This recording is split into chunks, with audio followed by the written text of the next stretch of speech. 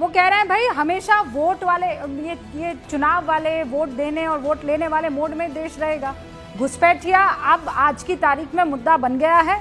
मतलब वोटर अधिकार यात्रा जिस पर चर्चा हो रही थी, एसआईआर जिस पर चर्चा हो रही थी, अब वो देखिए वोट जो आपका छीन रहे हैं, और वो छीन कौन रहे हैं? ये बाहर से आए लोग जिन्होंने अपना आधार कार्ड, राशन कार्ड और न जाने कौन कौन से आइडेंटिटीज बना दी है।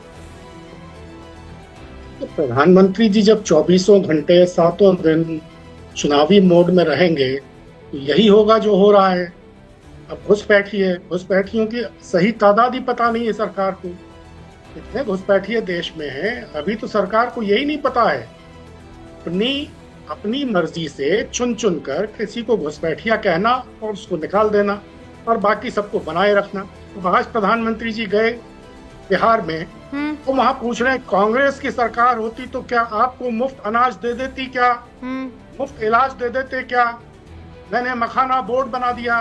पिछली बार मेरे बिहार आने के पहले विपक्ष के लोगों ने तो मखाने का नाम भी नहीं सुना था।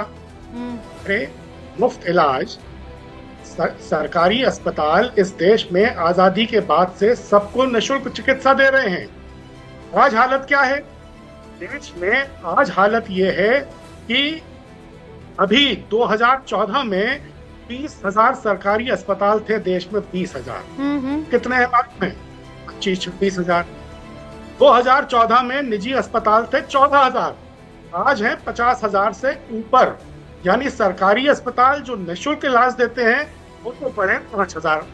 निजी अस्पताल जो लूट रहे हैं, इलाज के नाम पर लूट रहे हैं, रोज ये खबरें छपती हैं, उनकी जानकारी धीरेन जी आपको कुछ बता रहे हैं। हाँ धीरेन जी, क्या इनको जानकारी नहीं है? बिहार में कोई ऐसा जिला नहीं है जहाँ पे मेडिकल कॉलेज और सरकारी अस्पताल नहीं है।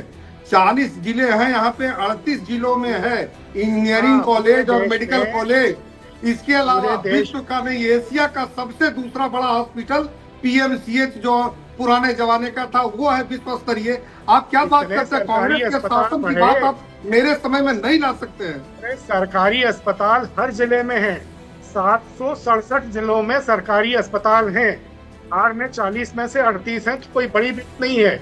मैं ये कह रहा हूँ कि 2014 आपके जमाने में 4 हुआ करता था, 5,000 सिर्फ 5,000 सरकारी अस्पताल बढ़े के समय में मात्र 4 और निजी अस्पताल बढ़े 35,000।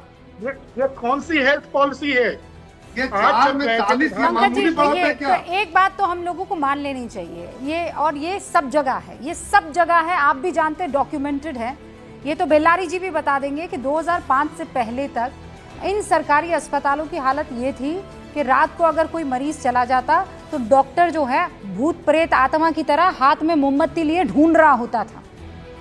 वहां की का आलम जो है वो इस तरीके का होता था। ये तो तस्वीरें हमने भी देखी हैं पंकज जी। अरे इक्का दुक्का तस्वीर कहीं की देख ली तो उसको इतना उसका सामान्यीकरण। आज जब बिहार के चुनाव आ गए हैं तो प्रधानमंत्री जी के सबसे चहेते माने जाने वाले उद्योगपति पंकज जी जो हुआ है वो तो मानना पड़ेगा। आप सवाल उठाइए 10 दूसरी चीजों पर, लेकिन जो सुविधाएं दी गई है, जो चीजें हुई हैं, उसे तो मानना पड़ेगा, चाहे आप उस आदमी को पसंद करें कि ना करें, बीजेपी को पसंद करें कि ना करें। हर्षवर्धन जी कुछ कहना चाह रहे हैं? मान रहे हैं कि बिहार में एक पैसे में 10 एकड़ जमीन दे दी। पंकज जी, 1 रुपए में, पंकज जी रुक जाइए बस। अरे रुक तो जाइए, 1000 एकड़ जमीन। अरे रुक तो जाइए, आप बड़ी जल्दी गोल पोस्ट शिफ्ट करते हैं। रुक जाइए, थम जाइए जरा। मान रहे हैं बहुत कुछ दिया है। ठीक है अब रुक जाइए, आपकी बात चुनाव आ गए, एक तो ये चुनाव आ गए, पंकज जी, अरे सुन तो लीजिए भाई, आप अचानक आपको समझ में आ गया कि आपका झूठ पकड़ लिया है मैंने। सर 2 मिनट रुक जाइए ना। पकड़ लिया है आपने कहा कि 10 लाख भारत पेड़ में लगे हुए हैं उस पर। सर वो 10 लाख पेड़ की काटे जा रहे हैं। रुक तो जाइए, क्यों इतना परेशान हो गया? आपको समझ में आ गया मैं क्या कहने जा रहा हूं। आपने नेशनल टेलीविजन पर रूबिका के साथ शो में कह दिया कि पहले सरकारी अस्पताल बहुत ज्यादा थे, अब कम हो गए। कहां का आंकड़ा लेकर आए हैं सर? अब मैं आपको आंकड़ा बताता हूँ, एक मिनट रुक जाइए फिर बोलिएगा। दोनों बोलेंगे तो किसी की आवाज नहीं आएगी। मैं स्टूडियो में हूँ सर, आपकी आवाज कम रह जाएगी। रुक जाइए एक मिनट, रुक जाइए मैं बताता हूँ। रुक जाइए सर, रुक जाइए मैं आपको नंबर बताता हूँ। कौन सी स्वास्थ्य नीति है? मोदी सरकार के आने के पहले 7 एम्स थे, अभी 23 एम्स हो गए। उसको छोड़ दीजिए, देश भर में MBBS की सीटें 51,000 थी, आज 1,07,000।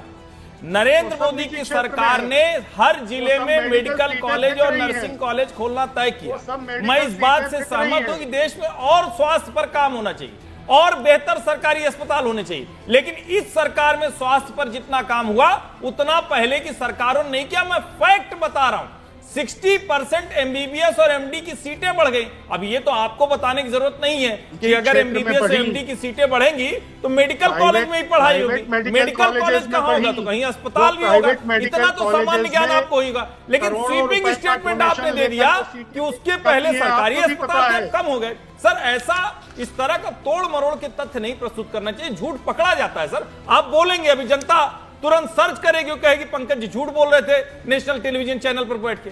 ये तो कम से कम मत बोलिए ना। सरकारी अस्पताल पहले से ज्यादा, पहले से बेहतर हुए। हां, इस पर मैं आपके साथ हो सकता हूं कि सरकारी अस्पताल और ज्यादा होने चाहिए और बेहतर होने चाहिए।